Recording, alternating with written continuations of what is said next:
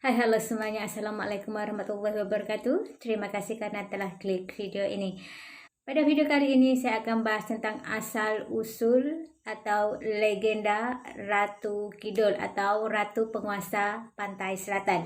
Jadi untuk bos dan juragan yang belum tahu asal-usul Ratu Kidul ini, silahkan tonton video ini sampai selesai.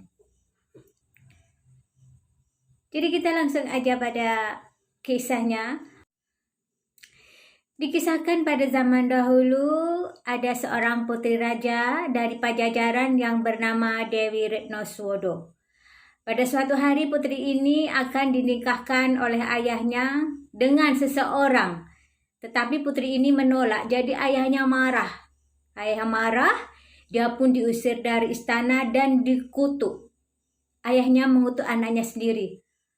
Ayahnya mengutuk dia menjadi seorang ratu bangsa halus atau bangsa lelembut atau ratu dari bangsa jin yang mempunyai istana di bawah perairan Samudra Hindia.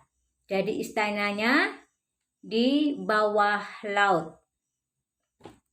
Kononnya Ratu Kidul ini akan menjadi wanita biasa lagi di hari kiamat.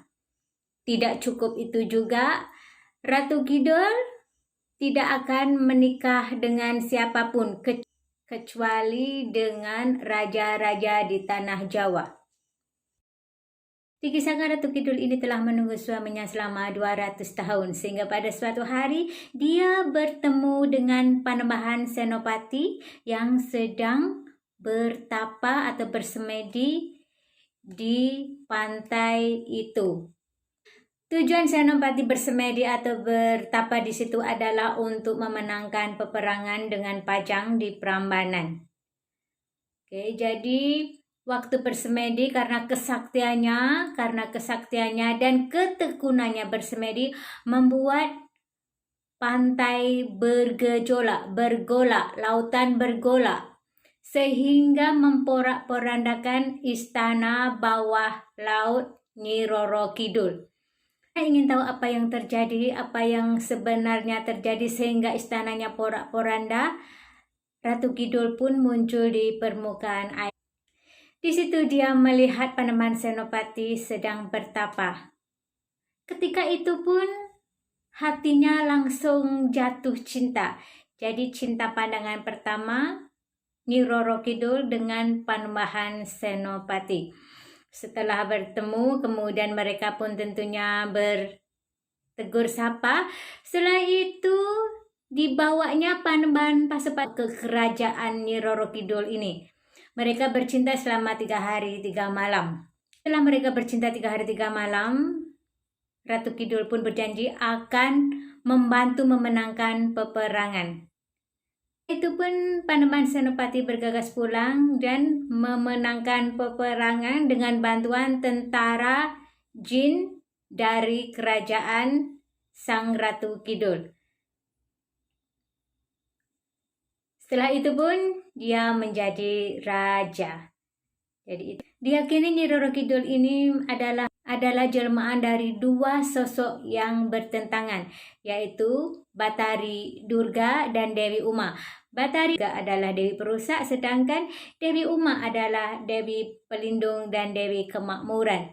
Jadi, karena kesaktian inilah maka raja-raja Jawa menjalinkan hubungan dengan Nyi Roro Kidul dengan tujuan untuk menjaga keselamatan kerajaan yang dipimpinnya. Jadi Panembahan Senopati adalah raja pertama yang mengawini atau menikahi Ratu Kidul, kemudian disusul dengan raja-raja Islam yang lain di tanah Jawa. Sekarang sesajen Labuan masih berlaku dengan tujuan untuk memberikan hadiah kepada Sang Ratu. Sesajen Labuhan ini biasanya berupa kain batik atau kemban yang berwarna hijau, yaitu warna kesukaan dari Ratu Kidul. Jadi sebab itulah Ratu Kidul dianggap sebagai pelindung kerajaan Mataram Islam dan sebagai istri gaib dari raja-raja Islam di Jawa. Jadi itu saja untuk malam ini cerita dari legenda asal-usul Ratu Kidul. Untuk kurang lebihnya saya minta maaf.